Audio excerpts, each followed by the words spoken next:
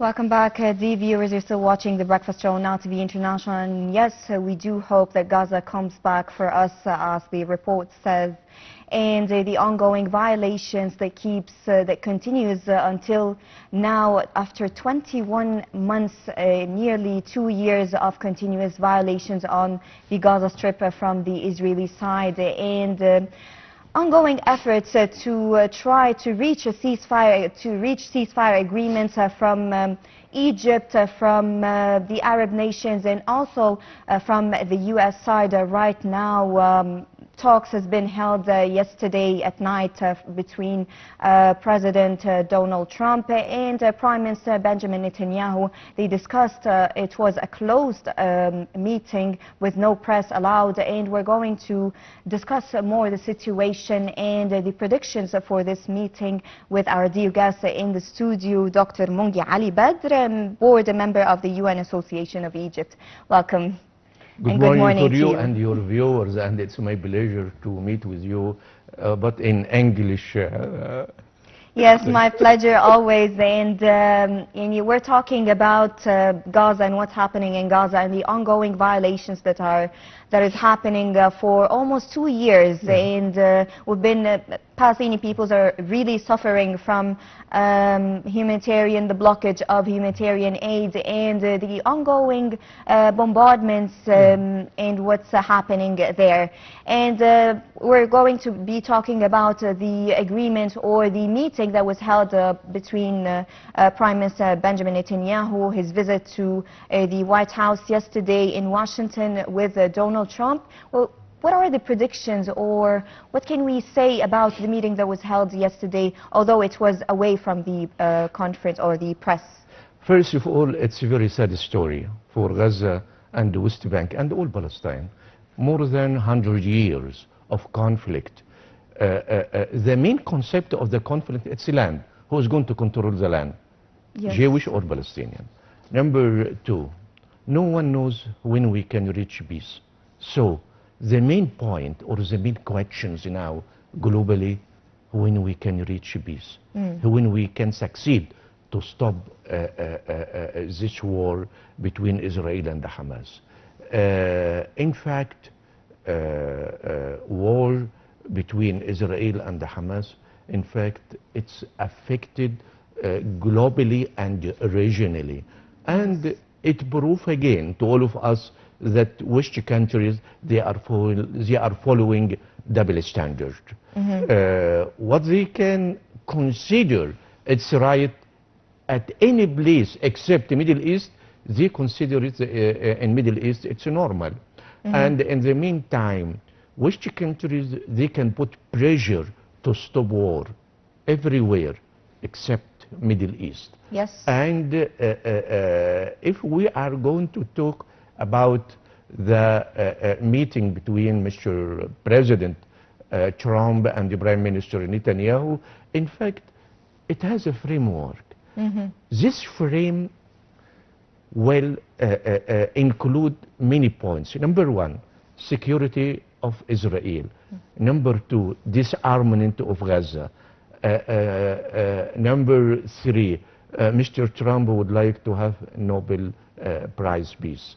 Number four, Netanyahu would like to extend this negotiation or war or conflicts to keep his seat as a prime minister. Number five, when they reach that point, they call Egypt and Qatar to interfere and to help to facilitate negotiation between Hamas delegation and the Israeli delegation. So I can mention in another words that we are very close to reach ceasefire or truce, as the American mentioned. In few days, some analysis mentions this few days, it could be between 5 days to 7 days. According to what? According to guarantee national security of Israel. And also to be sure that the leader of Hamas already left Gaza Strip. Gaza. But Egypt considers this, it's very important for Egypt because we are close to Gaza Strip, and our main point to reach an agreement to allow humanitarian aid to come in to Gaza Strip. This number one. Number two, to reach a ceasefire. Because of what? It's like a slogan. War does not end. Yes, exactly. This is what I was going to ask. They're trying to reach a ceasefire deal, although the negotiations between Hamas and Israel in Doha did not end well, and they did not go anywhere, because Hamas said that Israel is trying to reach a ceasefire deal while Hamas is requesting an end to the war.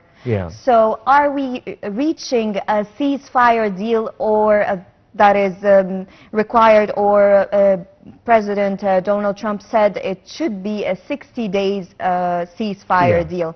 Yes, but we do want more, and we do seek, do we actually seek an end to the war? Can this actually happen?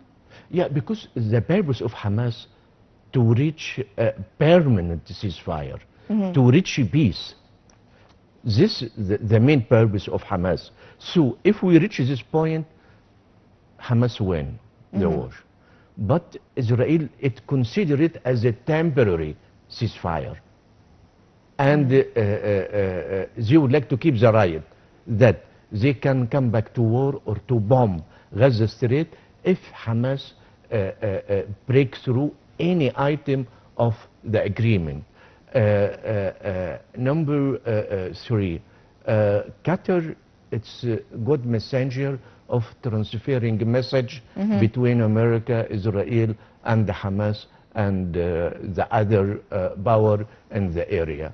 But Egypt, it is the only country which put very clear policy that what we need to reach peace. What we need to conclude all this effort, diplomacy, with on the table, because conflict doesn't finish any problem. By history, by civilization, Egypt, it has very clear way of foreign policy, and we consider ourselves that we are the direct neighbor to Gaza Strip, and we should care about peace in this area, and also we should keep to put pressure on Israel to stop its aggression against Gaza Strip.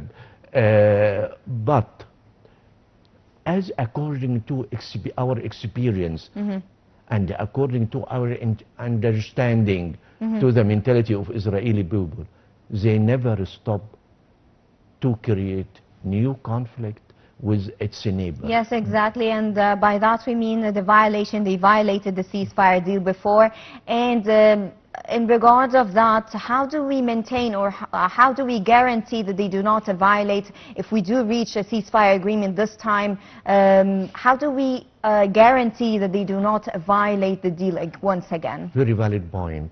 Thanks for this point. So we would like to again to put framework on the national level, global level, and also regional level. For national level, that it's a message to our brother in Palestine. Please try to unify again. We need unification between the faction of Palestinian people.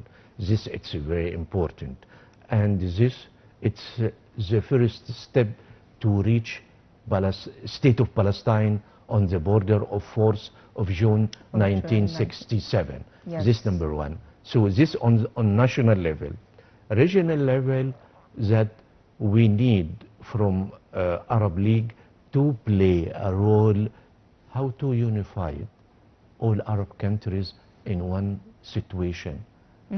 So our pressure could be more valid, more stronger, and to be effective. We're working on that, especially that Prime Minister Mustafa Madbouli in the BRICS summit, he mentioned a lot, and he talked a lot about the reconstruction of Gaza, and he asked all the nations or all the countries to support this plan and to put a plan, a strategy to actually develop it. Yeah, because Egypt, it was the first country who requested to arrange for international conference for the reconstruction of Gaza. Yes. And Egypt is a member in BRICS, and our relation, it's a very excellent with BRICS member. So, Mr. Prime Minister, if he make stress about this point, I'm sure that we will gain a lot of benefits from the support of Brazil, China, Russia, maybe Iran, United Arab Emirates, and many countries, and also South Africa. And they can support us in arranging very successful conference about the rebuild of Gaza or the reconstruction of Gaza. This, in fact, it's very important. Let us go back to the regional level. Regional level, we need to activate the role of Arab League. Yes, of course. To reach one situation for all Arab countries. And in the meantime, we need another situation on the level of Islamic countries. On international level, in fact, General Secretary of United Nations, Mr. Antonio Guterres, he is a very wise man, and he understands the case of Palestinian, and also he is supporting Palestinian to have their own state on the border of 4th of June 1967. In the meantime, he was the first one who arrived to Rafah, and he supported the situation to allow the humanitarian aid to come in Gaza Strip. This for United Nations. For the superpower, we consider now that United States is the policeman of the world now. And we request them that for future, we would like to remember United States of America that one day they support the right of Arab countries. Yeah, because of what? Since the beginning of this conflicts, how many veto on national? A lot. That 56 vetoes, yes. already done by United States of America. Yes, and this allow me to go back to a very valid point you just mentioned earlier about the double standards. The United States claims to or proves to have double standards. They do support the Palestinian cause from day one, but then they, as you just mentioned, we have 56 vetoes. In regards of the Palestinian war or the aggression on Gaza. And then they claim to, President Donald Trump also claims to achieve peace or wanting to achieve peace in the world. But then he supports and he bombs Iran in regards or in support for Israel. How is that possible? It's a double standard. He already bombed Iran, and he explains that because I would like to exceed the process of ceasefire between Israel and Iran. And then he was able to reach a ceasefire or end the war after just 12 days. How is this possible? And then he cannot control the conflict that has been going for almost 2 years up until this day. Yes, you are right. We can shed more light about this point. Double standard of dealing with Gaza Strip. It's conflict with or war with Israel. Is that Mr. Donald Trump? He is the last term in White House, and he would like to be like Carter to have Nobel Peace Prize. And in fact, he has the right to dream or to think about that. And we will be very happy if he succeeds to finalize the war or to bring the peace in Middle East. But for double standard, he ordered to stop the war between Pakistan and India. And he did, yes. Few days, and this war already stopped. And in the meantime, between Israel and Iran, after 12 and days, as you yes. mentioned, we are very close to 2 years. And the American administration doesn't put enough pressure on Israel to stop its aggression against Gaza Strip. Well, Would you think that America cannot do it? Yes, it can. It can, of It course. can do it because of what? Most of us, not only in Arab countries, but globally, they consider Israel as a state number 51. It's belonging to United States of America. And all of us, we are sure that Israel cannot live alone without the support of United States of America and Western countries. Of course. And this, they prove it very clearly during the war between Iran and Israel. Yes. Most of Western countries, they support Israel. And unfortunately, Israel, it was the country which started bombing Iran, not Iran.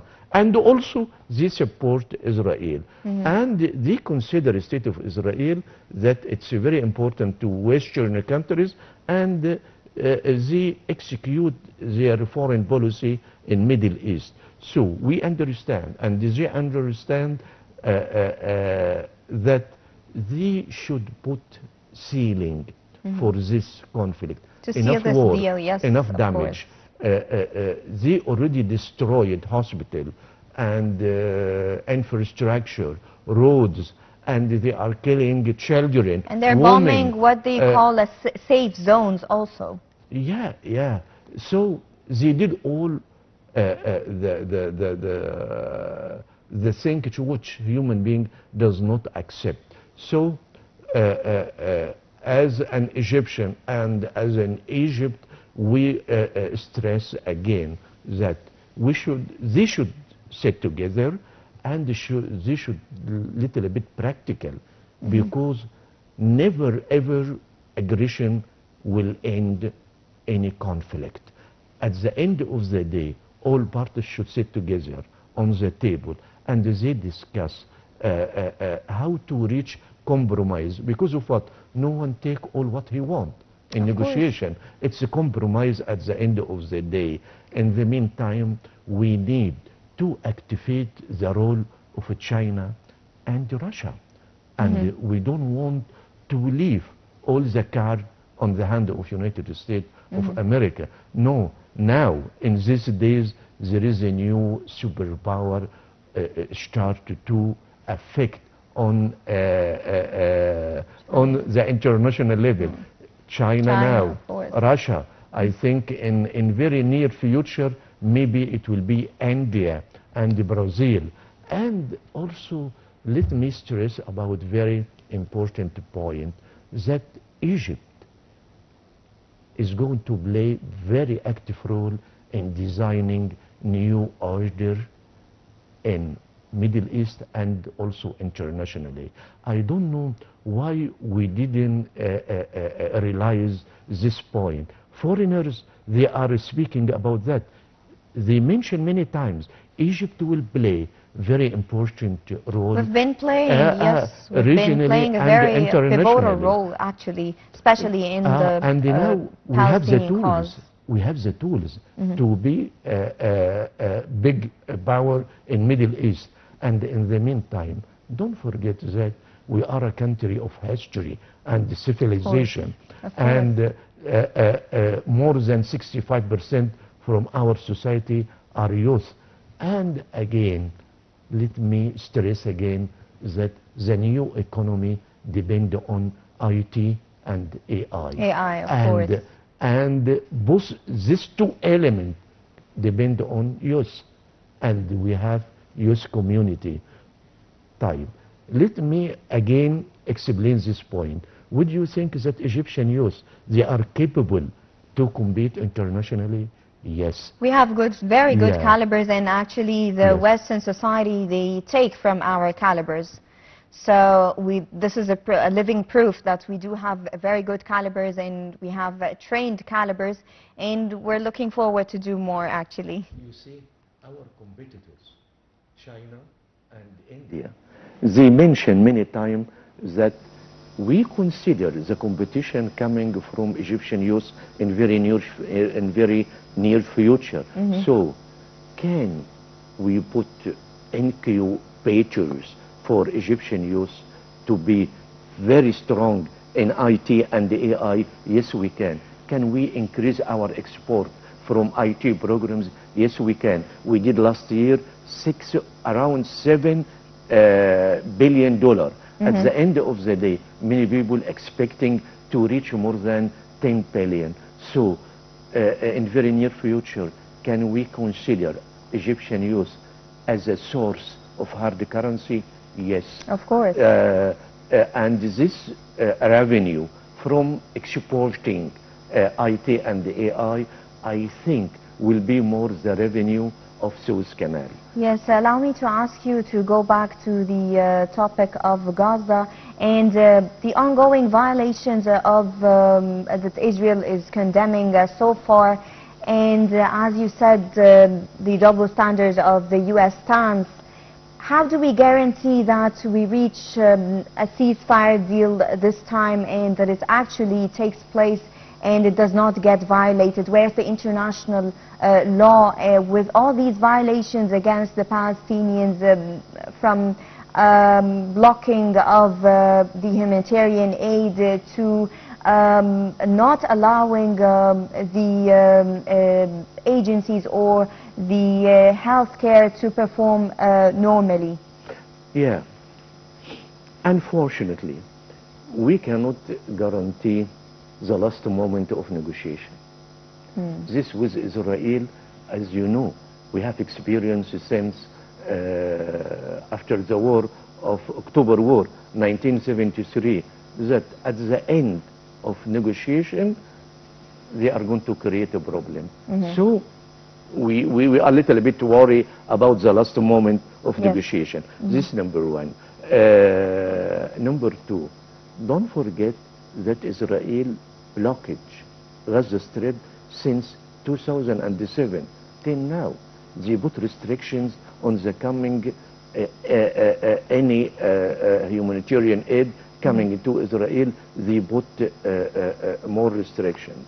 The third point, let us to be very optimistic that the meeting between Mr. Trump and Netanyahu, they are going to reach something which guarantee the security for Israel and to guarantee the right of Palestinians to have their own independence and to reach a ceasefire, and also in the meantime to guarantee that humanitarian aid will come in immediately to our brother in Gaza Strip.